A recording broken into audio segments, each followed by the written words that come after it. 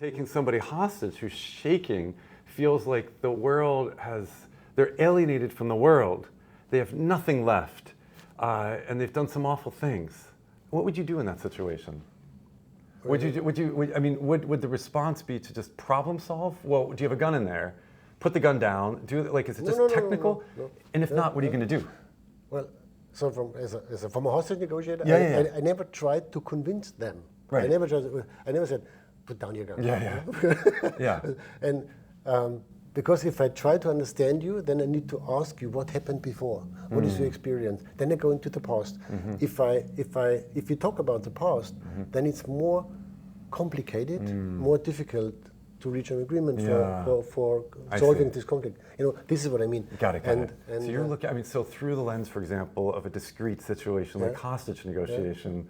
The notion is don't focus on the past. If you talk about the past, then you go in the wrong direction. Right. So just say it is what it is. Yeah. Let's go forward looking. Yeah. There was an article published many years back, I think by the Harvard Kennedy School, if I'm not mistaken, about Northern Ireland. Something like enough talk about the future. Let's get on with the past. And I think the problem. I don't know the answer. I think I hear everything you're saying. I don't know the answer, but there's a colleague for many years and someone who's done some amazing work on bringing psychoanalysis to conflict resolution.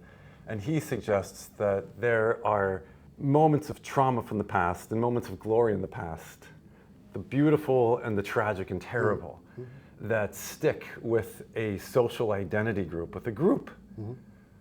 And whether 50 years or 500 years have passed, the moment you and I get into a conflict, that experience from the past, that trauma, he calls it a time collapse. And it is here with us in the moment. I don't know what you do with that, because I hear your point. If I ignore it, I am ignoring the reality that's here in the room. The elephant is in the room, but I'm saying, hey, let's negotiate peace. And you're saying, but there's an elephant that's about to step on me. If you don't ignore it, the elephant is there in the room and you're trying to understand what this is all about. So I think, I'm not sure there's any perfect solution. My hunch would be it's navigating a little bit of both. I don't think you can ignore the past because the past is the present in many of these situations. And yet at the same time, you're right. If you move too much into the past, you're in that rabbit hole, never ending, and you end up in Wonderland. Yeah. No, I hear that. It's really interesting, and I think a lot about these conflicts, about these long-standing conflicts. I will say my own experience, and I'll keep a lot of this veiled to respect people I've worked with. I have watched some of the most phenomenal conversations unfold between people in situations of conflict who are beyond enemies, whose peoples have done awful, violent action toward the other. And I've watched some of them have the most mind-boggling conversations where they're doing everything that we're saying is so hard to do. They're sitting down in a private context, one-on-one like this, with the coffee there, late night, talking and listening. Now they've been trained in how to listen.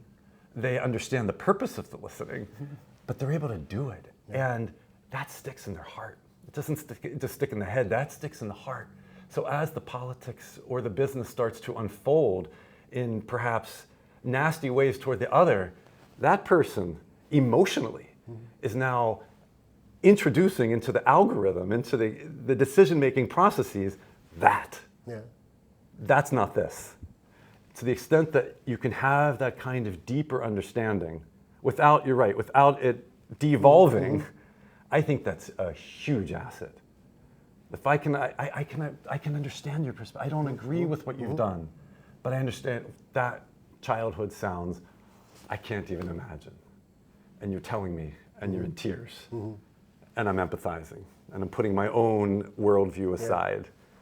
I don't agree with you. I don't agree with the actions of your group, your people, your business, but I hear you. And if you could do the same to me, I don't think there's anything more powerful. That is that deep understanding.